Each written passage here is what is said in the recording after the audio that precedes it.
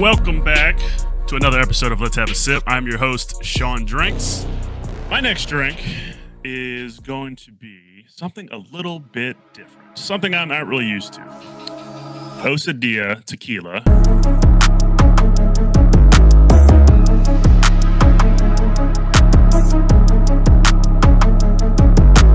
And I actually got three of them. I got a Blanco, a Reposado, and a Añejo.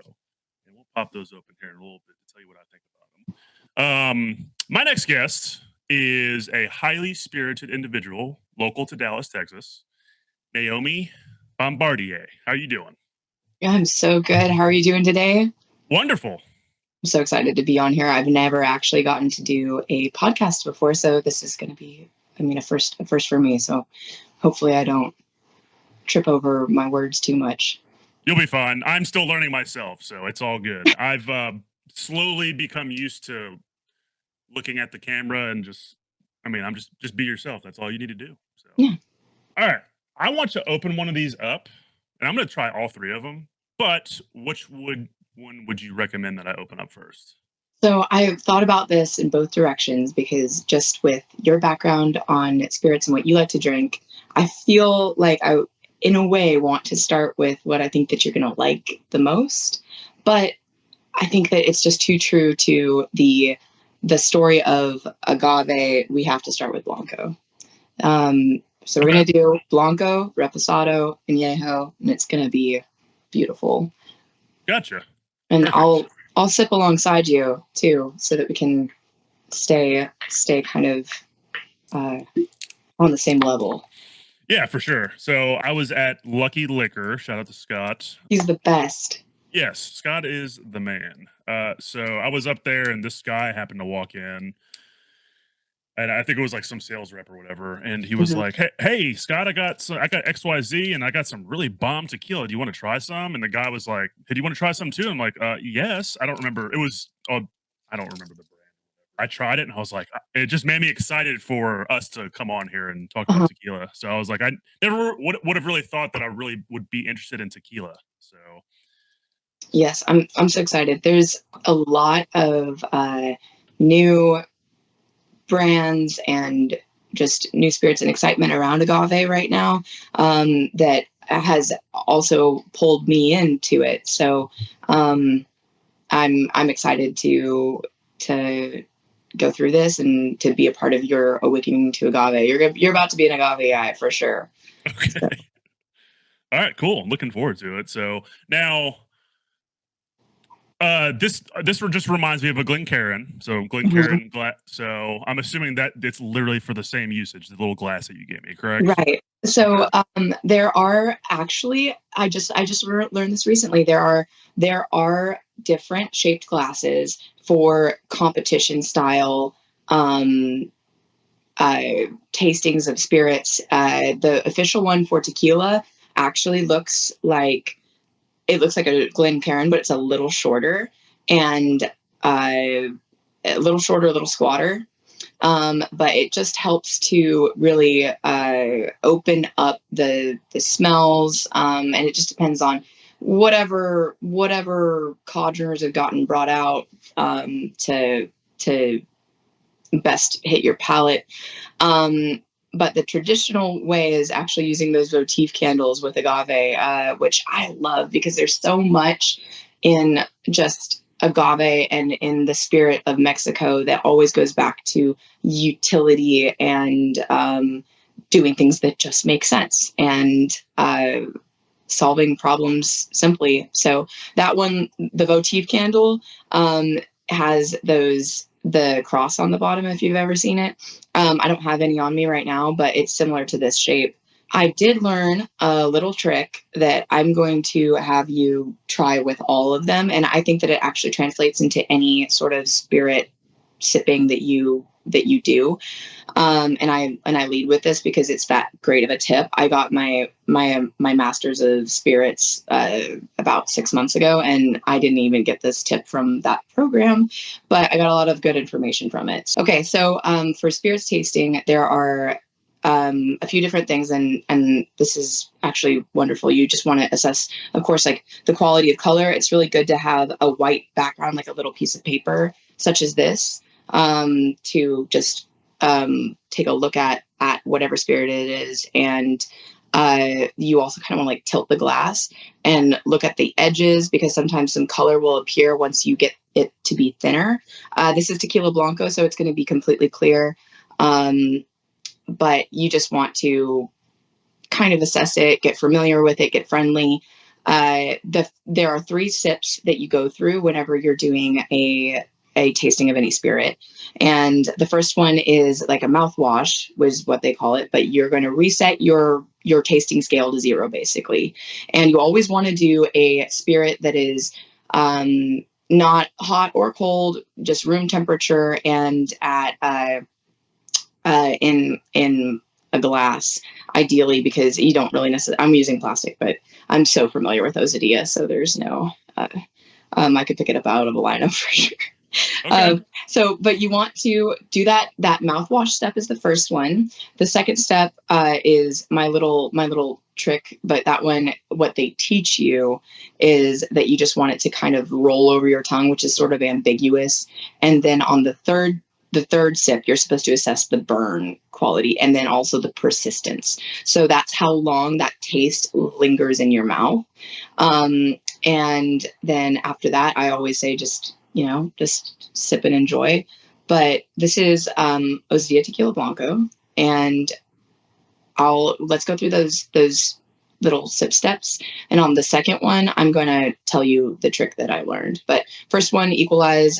So you want to make sure that you hit every single surface of your mouth. Again, the gum line actually has some taste buds in it, which is wild. Oh, really? Yeah, Seriously? right. Like it's a full experience. And then they also say to get it, like on your lips. You kind of like want to, spill as elegantly as possible. All right. So first one, the mouthwash, which it just kind of gets that. However you've been living your day before, it just resets you to 0. And then make sure that you're not getting sort of competing or also complementary flavor pairings off of if you've had some salsa or some guacamole or something before, as is common with tequila. But all right. So All right. Cheers. I'm going to elegantly put this in my mouth, ladies and gentlemen. So, all right, let's go.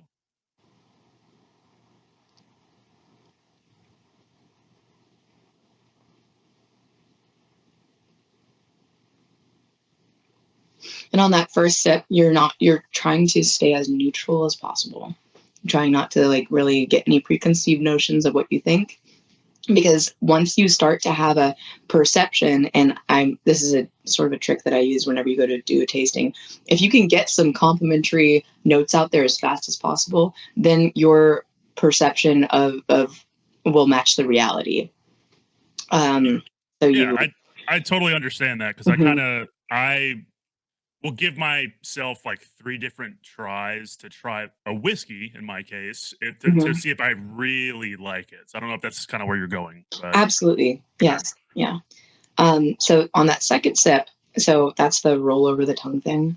And of all things, I got this tip in a liquor store. It wasn't at Lucky's with Scott. I wish it was, but it was at a liquor store tasting that I was doing. This guy walks in and says, "Well, I'm gonna teach you how to taste on some tequila." And I was like, okay, bro, like slow down. But he did. He absolutely schooled me, and now I'm his single-handed tequila prophet out here, spreading the good news of how to sip on spirits. So this tip is so good. You take a little bit of it, and you're going to put it between your bottom lower gum line and your lower lip, and you're going to kind of like hold enough of it there. For long enough that it's going to be at first really peppery on the forefront of your tongue. And so like if this is your tongue, like right here, and you're going to wait out that burn. And that's true to all spirits, and particularly with agave. Some of the most common flavors that come out of agave are peppers. And so at that point, you need to think about what sort of pepper it is. Is it jalapeno? Is it bell pepper? Is it fresh? Is it crisp? Is it roasted? Is it how hot is it? Right, and it should be at the forefront of your tongue. You're going to hold it there, And again, just it's going to mix with your saliva naturally, and then the sweetness is going to just naturally pull back, and it's going to be completely agave notes, and you'll get the expression of whatever flavors have you in that moment. And then I always say, let the agave come to you. We don't do shots. We do tastings, again, keeping the elegance involved and slowing it down. It took a long time to get into the glass, so I really like to slow it down and make sure that there's appreciation for the spirit and all the effort that's been put in. So, it reminds me. I'm gonna put it. I'm gonna taste it in a second. Do what you just said. Just it reminds me of what you just said. Um, oh crap! I don't know if it's Step Brothers or if it's Talladega Nights. It's one of the movies where he's like, "I'm here to party," but he's wearing like a tuxedo T-shirt. You know what I'm saying? So yeah, yeah. anyways, all right. I hope this tip is magic for you, because it changed my life for sure.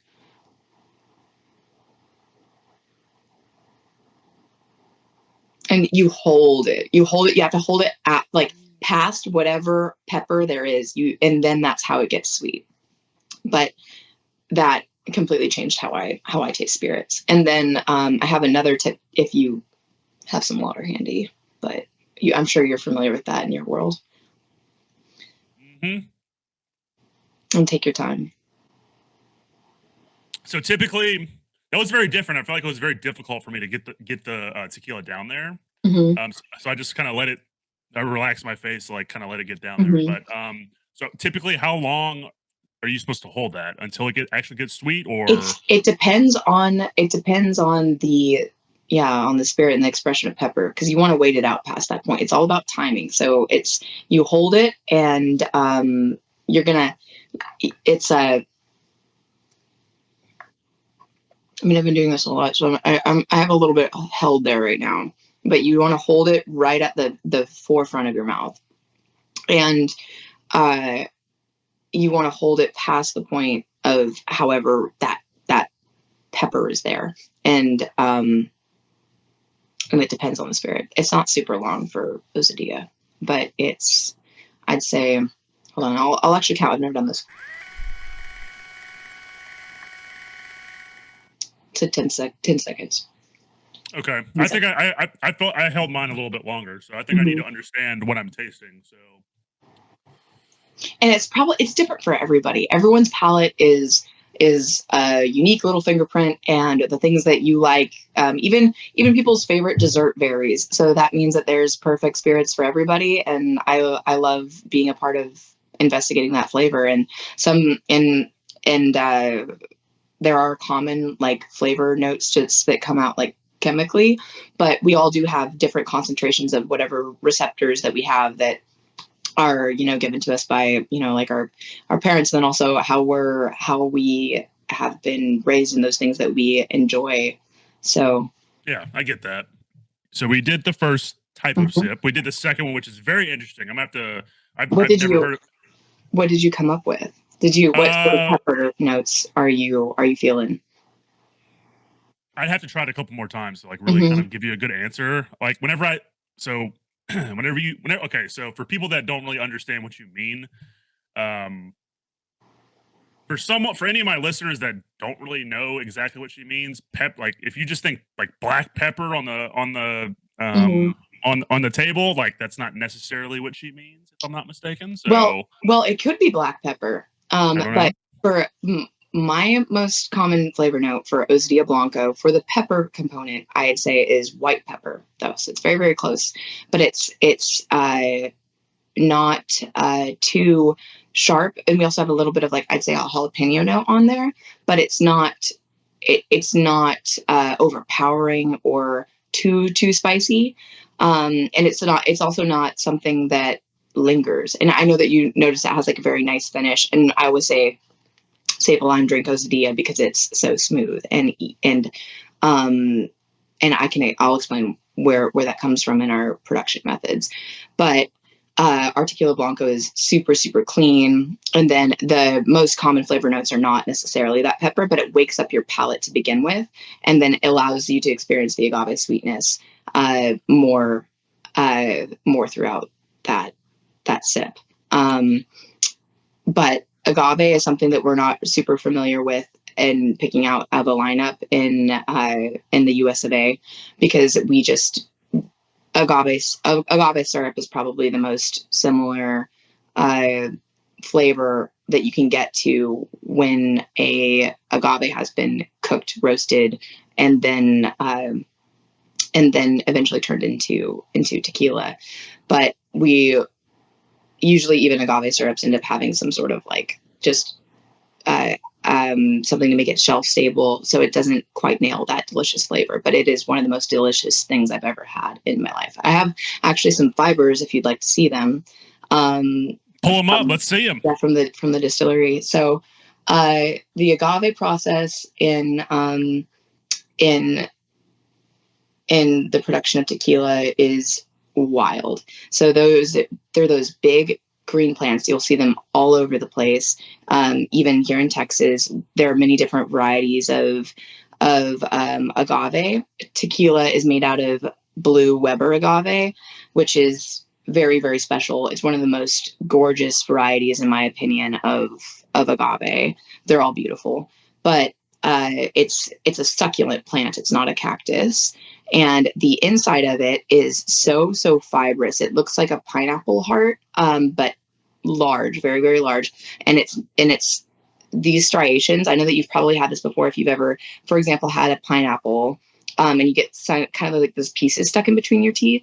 The way that it grows is very similar, and these are basically the fibers that you would have from it. Just, it's an analogy. It's not as related to a pineapple as you'd think, but uh, these are just those fibers. You can't eat it once it's roasted from the harness oven after it's been harvested. And by the way, these plants are at our distillery in Tequila.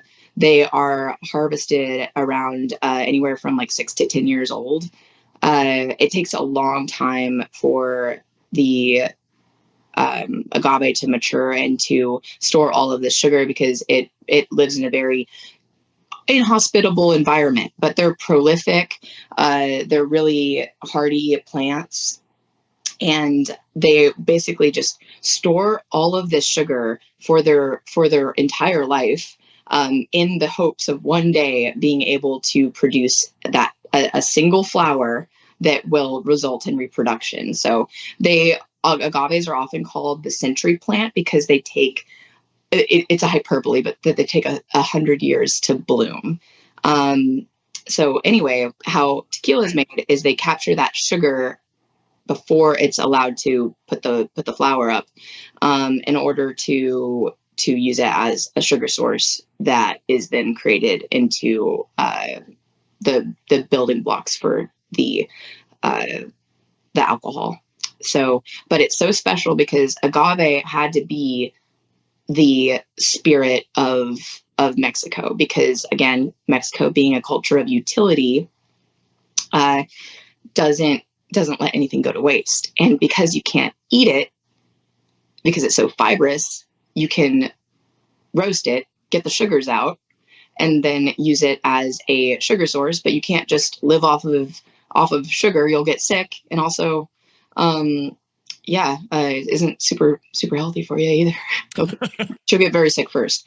And so then it ended up becoming this, because otherwise we'd have a lot of Mexican whiskeys, and corn and beans were too much of a prized food source to be used for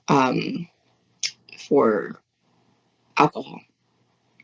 So, okay, cool. Yeah, it's a lot of good information. I'm getting learnt today. So I love it. I and the plant itself, I could go on. I really, really love how it grows. It's visually stunning, and again, you see them out all over the place in Texas. They do grow very like pretty well, as long as we're not having these crazy ice storms. And agaves don't like too much water. They like it to be dry. They say that if you like your agave and you want to keep it there and you don't want it to bloom, be mean to it. Don't water it. don't.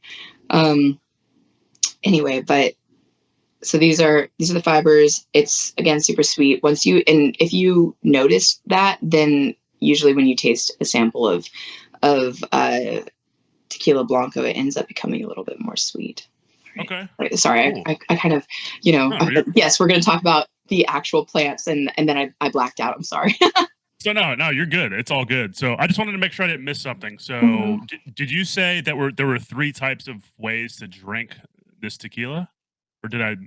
Um, well, oh, for the sipping, yeah, Yes. yeah. Okay. So we did two of them right now, or did we do Right. three? So the third one is just to assess again the count on the burn, and that's just across all spirits. So that's Okay. something that you can practice whenever you're drinking anything, and then that just will equate to it will tell you things about the methods, and then also what you enjoy. So a lot of people, I've gotten this a lot where sometimes people will say, well, Osadia is too smooth. They're like, I like it when it hurts a little bit. And that I'm like, okay, well, you do you. I really I like it smooth. Like I mean Mhm, I like a little bit of burn, but not too much. But like, yeah, this is very smooth, and I love it. mhm. It's very good. But yeah, I want to pop open one of these other ones. So after that, so tequila blanco is unaged. If you ever see blanco versus plata versus uh they're the same thing versus the silver. There we go. I was like, what are those? What's the third one? They're all the same, but they're considered unaged. They can be rested for a little bit, but once you rest them, they become reposado. Reposado means rested, and that category is anywhere from 2 months rested to just 1 day underneath a year rested. And when we say rested, this is what we're getting into. I know that you love this, but barrel aging. So it can be any type of oak barrel. We use white American whiskey oak barrels that have been, of course, previously used. So they have some of that residual whiskey still in the barrel. And then we char them out to a level of 4 so that we can get a beautiful caramely display out of that agave. And again, you'll notice it's super clean and there's a great thorough line with Osadia. But we are a blend of reposado to get to this specific flavor, and this is the most true to what Horno's cooked agave tastes like, in my opinion. But it's also still we're going to run through and just assess the quality, the color, and it's a dead ringer for the. I have a little sample of some agave syrup here too, and you can see that it's the same color. I mean, Osadia Reposado is a little lighter, of course, which makes sense, but chemically, but Yeah, it is. mhm. And I mean, if you want to, you can try a little bit of the um, agave nectar just to kind of connect with what that flavor tastes like. But it is very sweet. And then once you have something that's very sweet, when you usually have a sideline tasting of a spirit because the spirit is so intense, you'll pick up on the opposite though. So just be aware of that. Okay. Yeah, I'm probably gonna wait on the nectar. So. This smells very good. I like this. Hmm. But super clean. That's one thing that my distiller Augustine told me when we went down was if you can sort of tell if something has an additive in it because it'll be just jumping out at you from the glass.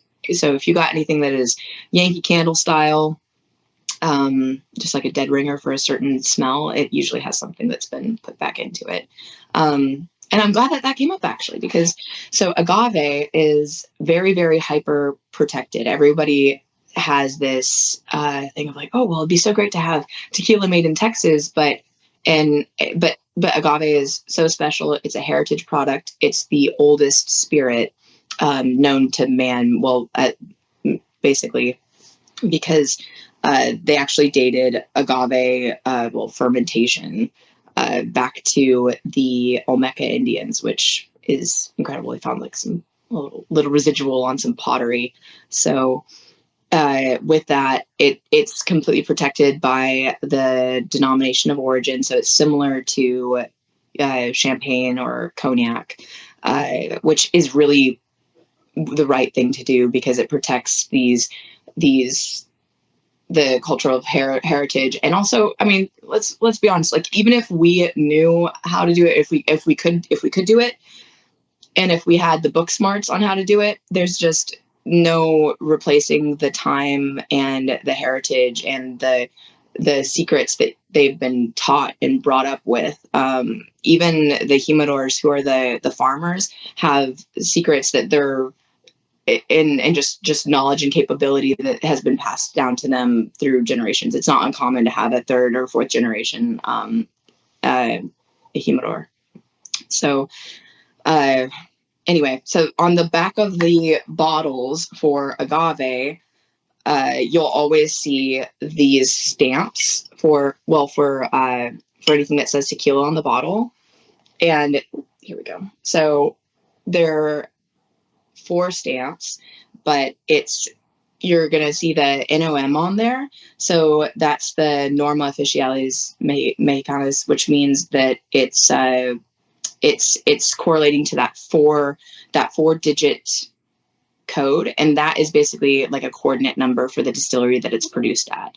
So Osadia is our brand that I'm honored to represent, but it is made in tequila, and it's the the the house, the casa, is Casa Maestri. So that's from the Maestri family. They're a 3-generationally owned Mexican distillery in tequila. So we tell their story along with ours and our spirits. So Cool. Yeah, I do want to touch on the brand itself. I got a couple of questions about that, but yeah, the Reposado, this is so damn good. I like this. This yeah, is awesome. yeah, I thought you'd like it. Oh yeah, it smells great. Tastes freaking awesome. So now I was reading this on y'all's website, and it Hmm. was talking something about an S2 foundation. What exactly is that? Oh yes, yes. So the S2 Foundation is a foundation that my founder set up. That's amazing because he is an entrepreneur that has just built out several different businesses, but he really believes in helping things from the ground up and in giving back as much as possible. So our cause for the brand is very, very tied into the entrepreneurial spirit and into passing that encouragement on. And the S2 Foundation actually gives back to young entrepreneurs to help them uh, continue on in their business, to sort of pay it forward, because that's very true to again, my founder Scott Everett's story, and he wanted to find a way to give back and inspire that forward. And that's also very true to the story of Osadia. Osadia means boldness. That's boldness of spirit, which I love because it's boldness of spirit for our juice, obviously, and it's also it honors the persistence of our distillery and their story. They like to make incredible tequila, and we get to highlight their hard work. And then on the end, we believe that the tequila belongs to the consumer at the end. Every little bit that we're sampling today doesn't belong to anyone else other than us. And we want our spirit to be whenever consumed, to beget more connection and inspiration. And there's always a reason for why we're drinking, and we want ours to be about those. What did you go through? How did you earn your Saturdays? Where are you at in the gestation of your story? And also honoring just the spirit of boldness. Cool. Yeah, that was actually gonna be one of my next questions. Is what it means. So, and you just answered it Osadia, for me. yeah. Yeah. Cool. Hmm. Yeah. So I know I was asking you this before you came on, and I don't claim to know too much about tequila. I am learning a lot in regards to tequila today. But so, what is that process? That's For, with for the donkey. oh yeah, okay. So I this is amazing. So we looked at those fibers after the agave is harvested. It ends up having to get roasted in order to release those sugar bonds, and it'll be usually cut up a little bit. But once it gets roasted, it falls apart more easily, and from there it will be rinsed and squeezed out. And that's what has to happen with, again, these fibers to get the juices. And you could take these and basically put them in a blender and juice it that way. But it actually, whenever you break these fibers, it releases a component that becomes bitter. So the longer the fibers are and the less cut they are, the less bitterness you have. So we want to protect that as much as possible. There are several different methods of squeezing out that agave. The most ancient way to get the juice out was by taking tools by hand and squeezing it out.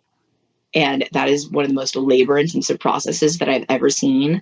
And I'm glad that it progressed past that point.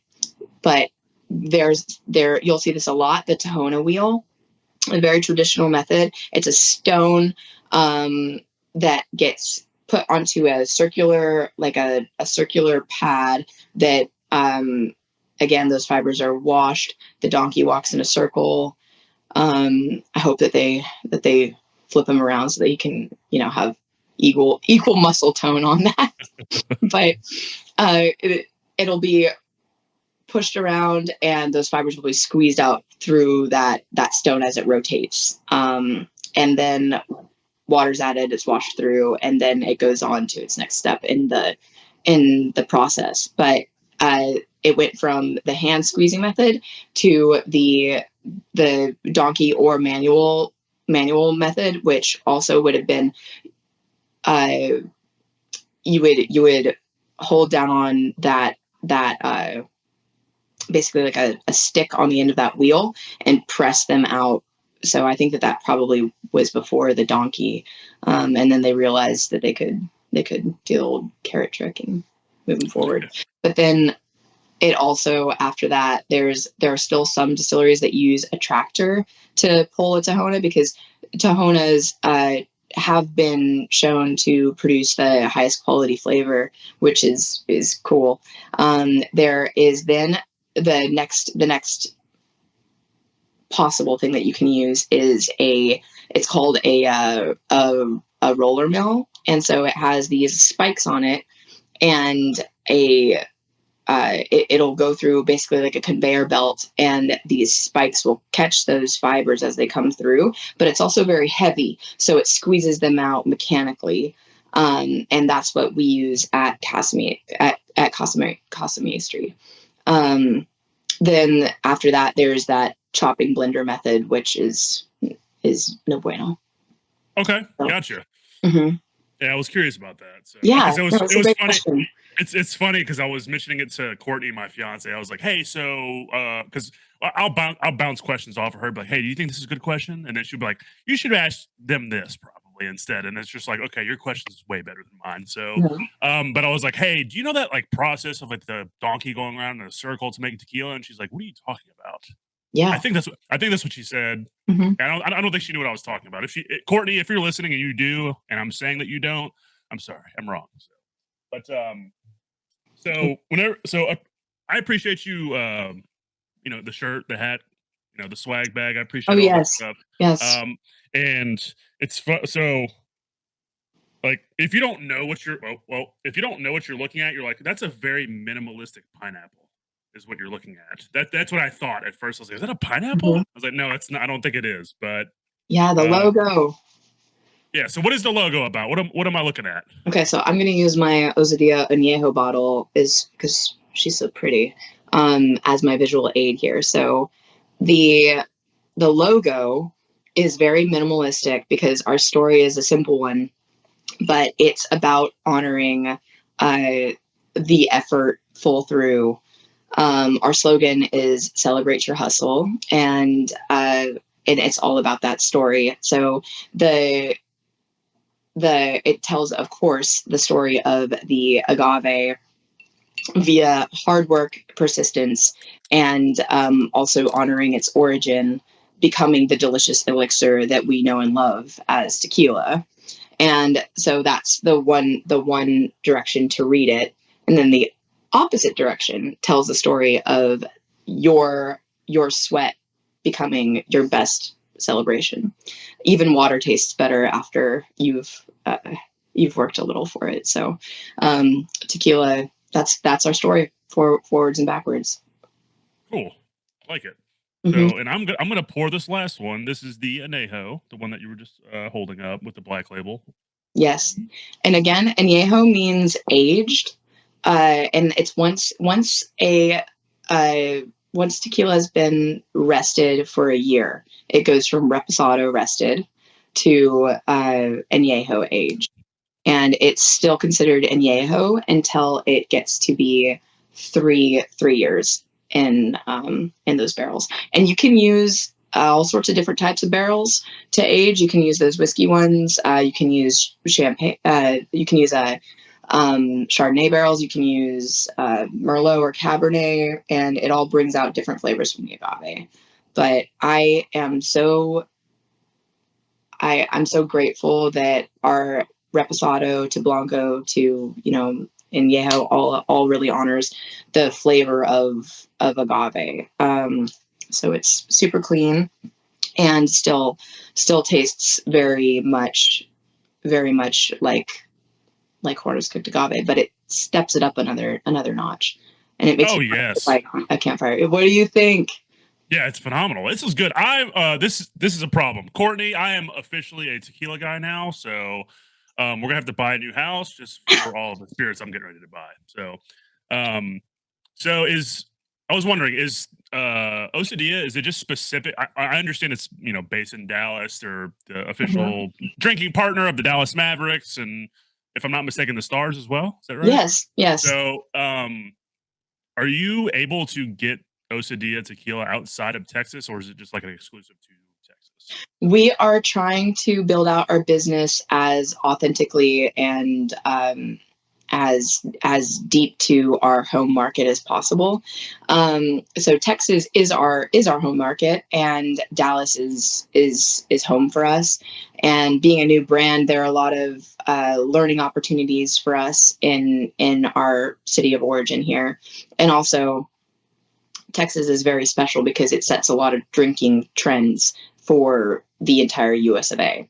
Um, so we are, though, also in Las Vegas right now, and in moving into Nashville.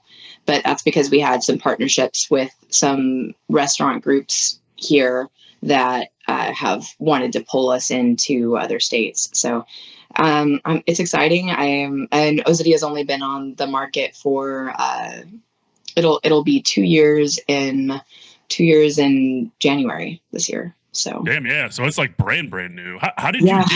How did you get connected with the company? Oh my goodness. The pandemic pandemonium. That was just I was on a completely different path. I was trying to go to graduate school when the pandemic hit. And it was such a strange time. And I was trying to find I've always worked in restaurants, and um, my my background was in human performance physiology, and I was doing research. So I wanted to continue that on and pursue a program in neurosciences. Um, and then the pandemic hit, and it was so uncertain, and all school was going to be online, and I was like, I'm going to just defer. I'll do it again next year. And I was looking for a pandemic proof job, and oddly yeah, like research wasn't in the cards at that point either, because working with my patient population was immunocompromised. So there wasn't any work on for me in that direction. And then restaurants were shut down. So I started looking for a pandemic proof job. And so back shout out to my founder. I was trying to get in with his real estate group, and he took a look at my resume and was like, I don't know about that, but you might be okay at selling some tequila. And so we met, and I just couldn't stop thinking about all of it, and the vision and the brand building, and how to hit the market, and everything. So we got started, and I haven't looked back since. So I feel Heck yeah. very lucky. It's opened up a whole world to me. Even in when I worked in bars and restaurants, I never really understood how much went into it, and I'm very grateful. The people that I've met through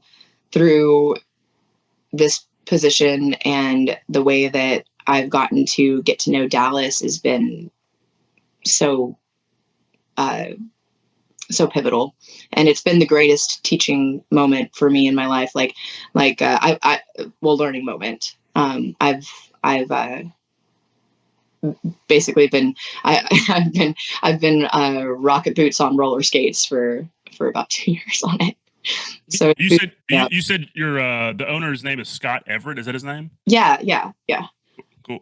Shout out to Scott. You Hmm. the man. You the man, homie. He's the man. So yeah.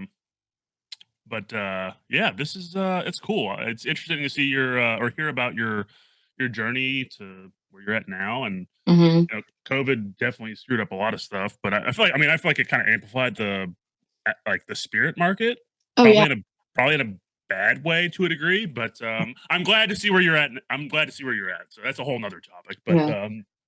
yeah, so I think out of all three of okay, so I want to see what you think or what information you can give me. So I know which one's my favorite. What is your best selling? Our best selling is Reposado, but it's had a little bit of an unfair advantage because the market is trending towards Reposado. Blanco is my favorite, by the way. I will hold that up and revisit that very quickly. But Okay, uh, Añejo is at a little bit of a disadvantage because it is younger in a way, which when it arrived, it broke my brain a little bit because I was like, wait a second. It's Añejo. It's the oldest in the line, but it was also the newest to our product. And I was just like, like it's looking forward and backward at the same time. It's but Añejo's been moving really well for our fans of Osadia, Blanco, and Reposado. But it's also encouraging that our repo is moving as well as it is. And usually this is just the perspective of how we drink in in Texas. Tequila Blanco has become a the perception of it is that you mix it, and so usually if people are mixing it, they don't, and they're buying a bottle for home, they don't want to spend more on a higher quality product because they are just going to throw it into some margaritas. yeah, Which I understand, and it's just a consumer trend. But I drink usually Blanco just neat or on ice, and it's always like a meditation pull for me. And Blanco is actually the most delicate and the most flavor diverse of the line for me. Um, I get floral notes. I get notes of salinity, minerality, earthiness, and that comes because we harvest equally from two very high quality and prolific regions, and so it has the most balance and the most trueness to agave flavor in the Blanco as far as to tequila flavor. Um, okay, for me, Reposado, I love, and it makes the best skinny margarita. You just literally do not put any sugar in it. Just use fresh lime juice, um, and sometimes I use like grapefruit juice. That's a hack. Grapefruit and Reposado is a match made in heaven because the grapefruit is actually a little bitter, and so it pulls out this just there's a bliss point, like a flavor bliss point, that is phenomenal. And also Reposado can make a dynamite like tequila old fashioned. So it's so diverse, and also you can sip it straight. And if somebody's not super familiar with spirits, they're still enjoying it. So that is also why I think that Reposado has moved faster. So I've had I had a tequila old fashioned from a place here in Dallas called Up on Knox. I think it Oh was a yeah. tequila old fashioned. It was a smoked tequila old fashioned. It was a different. It was oh crap, what was the name of the brand? Soledad, I think is how you pronounce it. Mm-hmm. Mm-hmm.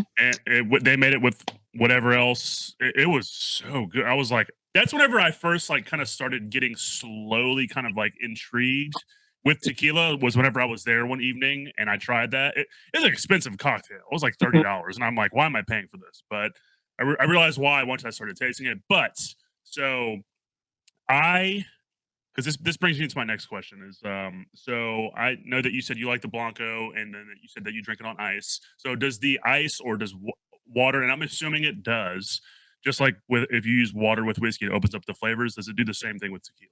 Absolutely. Yeah. Okay. And that's a another thing that I do usually when I do more intensive staff trainings.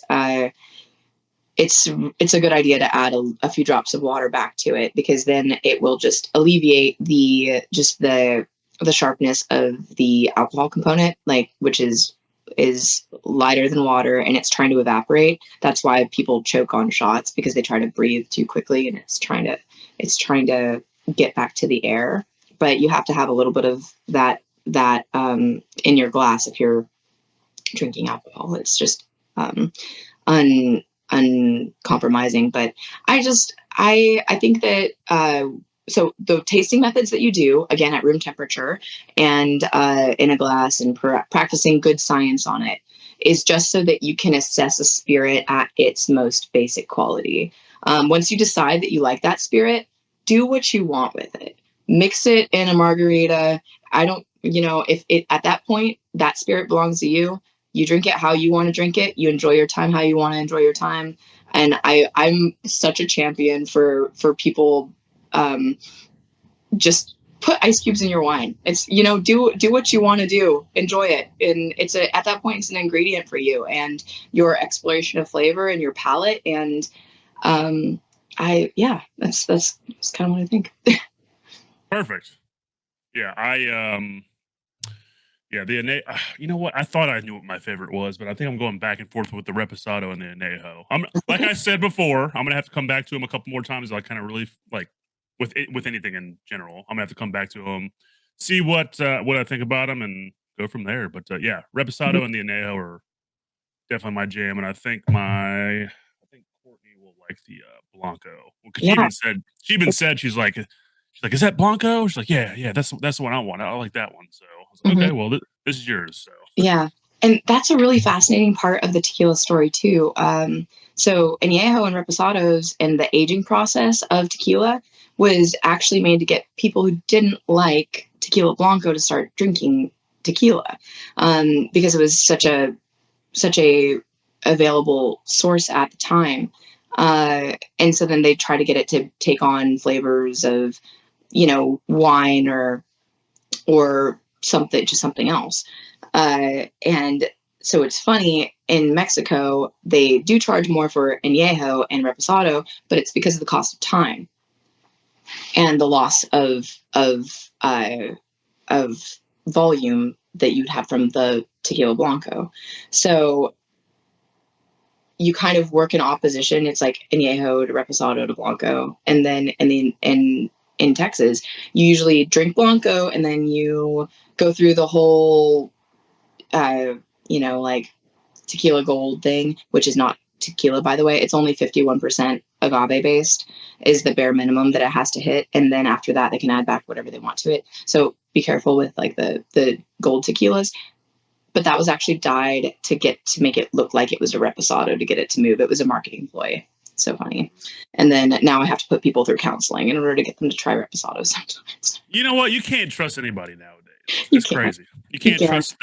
trust the TV with anything, and now tequila. Oh my god. No, no, it's not tequila's fault. It was an opportunistic thing that happened. But if you see a bottle that says 100% blue agave, you can trust it, and that's what that stamp on the back signifies with the CRT. That means that it Gotcha. was vetted. So it just makes sure that the stamps are there and that the bottle says 100% blue Weber or agave azul or any of that. That means that it's checked out. So, Gotcha. but then I, again, it's interesting because my master distiller and most people who love agave will only drink blanco. So I was working on my palate for a while, but now I feel like I have to just as a qualifier. That's why I'm like, I'll take a shot of blanco on the ice. I feel like, oh, this girl, she drinks agave. yeah, I feel like I'm having to start all over with my palate because like I'm just slowly getting into tequila now, and I'm just like, damn, now I gotta start all over. So No, and I've got some recommendations of places that you should go to explore because the next step for you is gonna be mezcal, I think. So you know, I tried it. I'm gonna try it, yeah, but for the you got other it. in the past that I have actually had mezcal, not a fan. It's it But it's a whole new world. There's a wild variety of flavor, and I'm telling you, I've had mezcal that tastes everything from kind of like a roasted. Okay, well, it's kind of, but like there's pachuga, which is it's roasted with actual they call it like drippings of animal fat. So it's like ends up being like a turkey dinner. It tastes so delicious. It's salty and good and savory and has this great texture to it. So you can do pachuga that tastes like that. There are other varietals that I've had that taste like straight up bubblegum. There are some that I've had that are just like fresh fresh pie crust. I mean, there's so much variety in the world of agave, and then you get into different expressions of the agave spirits through mezcal, and then you get different expressions from the varietals of the plants. So there are so many different types of agave. We're trying to keep it simple with the blue Weber so that we don't make people turn tail and run because it's a whole wild world out there. Um, there's a lot of discovery to be had. so top three places in your opinion to try some, pretty good tequila specific to Dallas. Give me three places that you would recommend. For tequila bars specifically, or for mezcal. Tequila. Okay. Um, okay, I would say Jose on Lovers is really, really, they have a large selection of a lot of variety, and they're also very knowledgeable. Um, that's a fantastic one. Uh, I would also say, um, for like geeky bottles, Casablanca and Bishop's Arts also has a good selection for we're talking tequila still. Yeah, Um, okay. So, because I went to Casablanca once while I was walking down Bishop Arts, and I mhm. just was like a Sunday or a Saturday or something at like 1 p.m. and like I just hear like EDM or techno music blaring, and I'm walking by and I'm like, what is happening down there? I was like, all right, Courtney, we're going down there, and it was like a day club, and I'm like, holy shit. Yeah, it's got some vibes over there for sure. But go Yeah. go go at a time where you can talk to the bartenders. Go early, and that would be my recommendation. Okay. Oh, but then for mezcal, you either have to go see Las Almas Rotas, and I mean, you will. That one is my favorite because it's like a library of agave, and but that's more specific to again, um, more specific to uh, mezcal. They have a great variety of blue Weber agave tequila, but I mean, if you go there, you're gonna end up on the mezcal train. And then I also um, shout out to my friend Javi. Also, he's incredible, but he's got a spot called La Vida Negra that is is next to El Come Taco, and that's also his spot. But it has an incredible selection there of mezcal as well. So, Okay, so what area of Dallas is that in? ooh, that one is over by in it's kind of like a speakeasy spot, but it's over by Zalat, the Zalat Pizza, and what else? Uh, yeah, like the Zalat. So it's sort of east central ish Dallas. I think I know what you're talking about. Yeah. Okay, yeah, I'm gonna have to write. I'm gonna have to get these. Hmm. You have to text these to me because I'm not gonna remember. But I will definitely remember Casablanca and you said Jose. Jose, yeah, yeah. Jose. So the Mhm. other one, I'm gonna have And to. there are You guys. so many, but for geeky ones, if you want to try unique expressions, those are my. That's where I would go. Gotcha. All Mhm. right, so we're gonna take a 180, and I'm gonna ask you a question that has nothing to do with tequila. So I kind of do like a would you rather situation with a lot of my buddies, and just if I'm ever at work or whatever. Um, I'm not gonna really give the actual would you rather because you'd be like Sean, you're crazy. But so would you get into a No, but fist it fight? is now. Okay, well, okay, all right, we'll do Hit, the. hit me with it. Okay, all right. So you're okay. You're going to die with either of these scenarios, okay? So Okay. you're essentially going to pick the way that you're dying. So would you rather get into a fist fight with a great white shark in the water or a fist fight with a grizzly bear on land? And you're dying either way. Which way are you going out? It's a fist fight. Yep. Um, 1000% it's the bear. Okay. I see. So why? Why? Because you feel so helpless in the water. You're out of your element. And you're not even going to get one swing in. You're going out either way. Um, I mean, at least you can like go hopefully one round with the bear. You got like it'll be really really short with the great white. So well, I'd you know, rather I mean, bear food than fish food. yeah, true. Yeah. My Courtney, my fiance, said that she'd go with the shark because she was like, you know what, if you die, it's gonna be more peaceful. And I'm like, well, you're gonna fucking die either way. So I mean, I don't really think dying is really peaceful. If it is, then I don't know. Anyways, but um, so I always do would you rather situations with I all my love friends. it. I love So, it. but I come up with some fucked up would you rather's. But that was one that I was like, you know what, that's kind of fun. I So love those questions because you can find out so much about a person's personality. Um, well, okay, so if Leonardo DiCaprio can fight off a bear in The Revenant, then you know what? I guess maybe I could too. right, but you already established that you're dying either way. Probably, but Yeah. I feel like I have so let's say if you didn't die, in my opinion, Which one has the more of the chance of survival? maybe the shark. I think. I don't know. Well, It's I've seen those videos that it's all about you got to bonk them in the nose or put your hands in their gills and you're fine.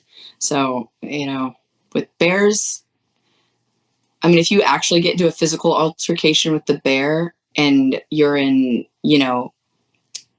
because most of the bear thing is prevention, right? yeah. So if you are absolutely duking it out with the bear and the bear is not in flight at all and they're fighting you, yeah, I don't think that you got much odds. But I agree with you. I would, if I had a chance and I knew that it was coming, I would go toe to fin with the shark on that one. Yeah, I always like to ask people that. I was asking somebody the other day, and they're just like, "That's stupid. Why would you even ask me that?" And I'm like, "Because it's funny. That's why." I love it. I do love it. I get people on those random questions all the time, and they're like, "What is going on in your head?" I'm like, "Yeah, well, welcome to the welcome." Yeah, dude, my brain is so weird. I use this saying quite a bit, which it's very weird. But like, we could be talking about like chocolate. Okay, so what's your favorite chocolate bar? Or Oh, do you like chocolate? I actually don't like chocolate, which is wild. I mean, Okay, I love favorite white chocolate, which is does not count. favorite sweet.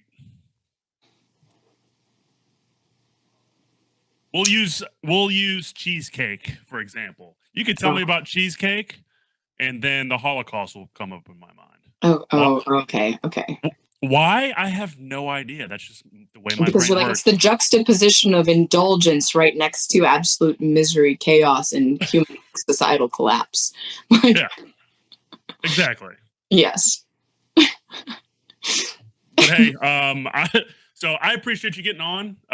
Thank you for taking the time to kind of shoot the shit with me and represent Osadia. I think what it is that y'all have going on is phenomenal. And you said Scott Everett. Correct me if I'm wrong. Mhm, That's his name, Scott Everett. mhm. Shout out to Scott. Looks like he's got something great and wonderful going on. Um, does he have a suite at the American Airlines Center? Right. So that is, we have that space branded out, but it being with our partnership, it's not.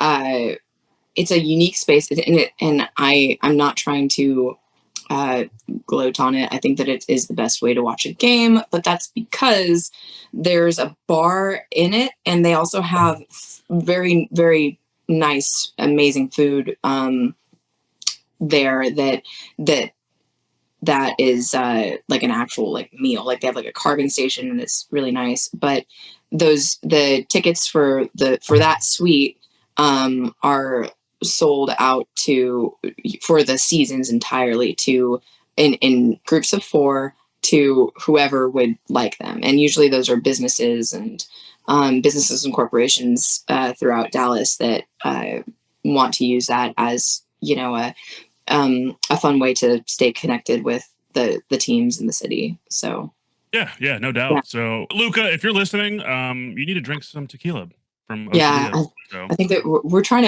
to get some bottles through to him, but like maybe post season.